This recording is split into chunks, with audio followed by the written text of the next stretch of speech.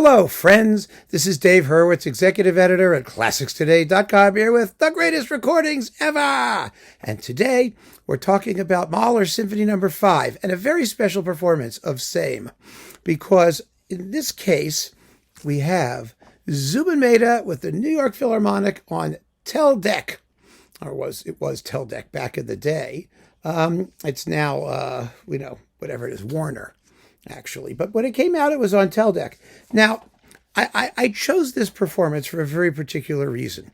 First of all, it's fabulous. I mean, it's absolutely one of the greatest recordings of the Fifth ever. No doubt about it. It's amazing. The brass playing is stunning. Oh, my God. Especially in the second movement. You know, when they're at the recapitulation, when the trombones are going, ya, da, da, da, da, da, da, da, da, da, da, da, da, da, da. I mean, you just hear them articulate. Oh, my God, it's amazing.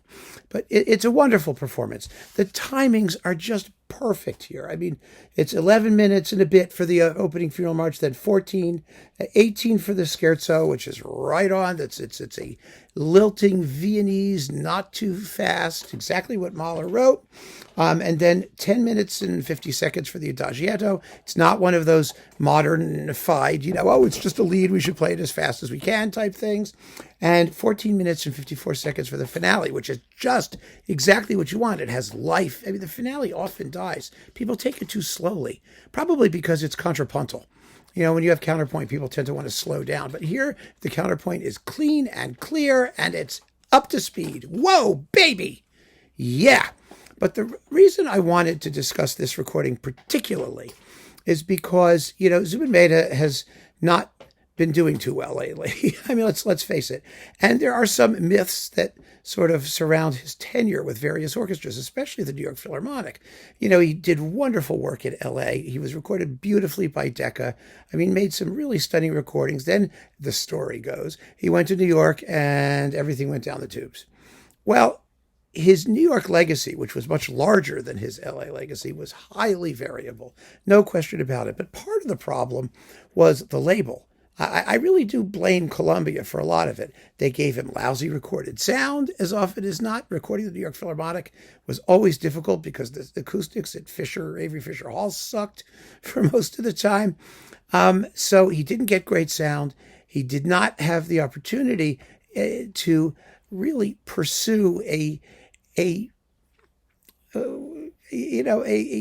logical series of recordings, a program that made some kind of sense. He just did lots of late romantic stuff, and they had him as the sort of generic concerto accompanist after Ormandy was gone, and so he spent most of his New York legacy, at least on disc, accompanying people in concertos. He wasn't allowed to do some of the things that he really, really did well, including some of these. When he did have, for example, a really large scale thing like the Girl-Eater or something like that, he was wonderful. He did late romantic stuff beautifully. But unfortunately, he didn't get much of an opportunity, I think, to display his art at its best.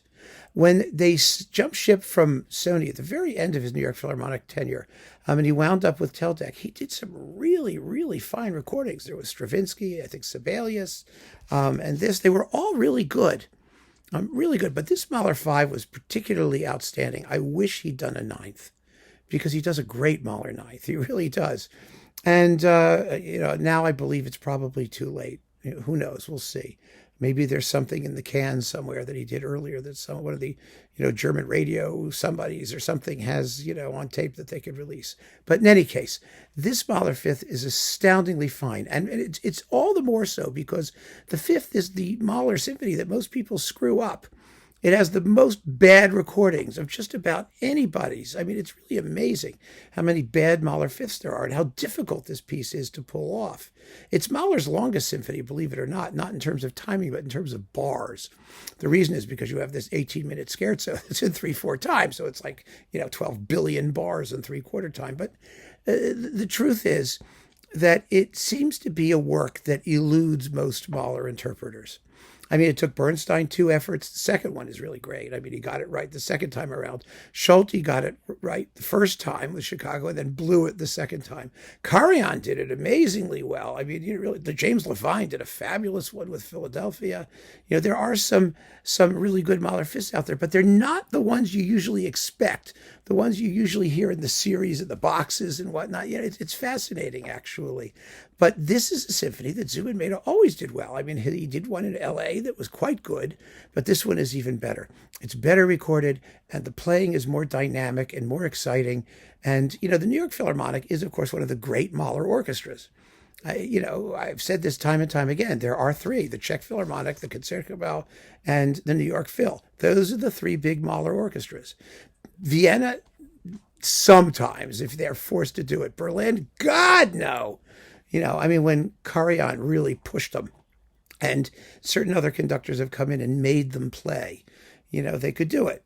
I mean, every great orchestra can do it, but it's up to the conductor to really make sure that they get the idiom and that they give their all.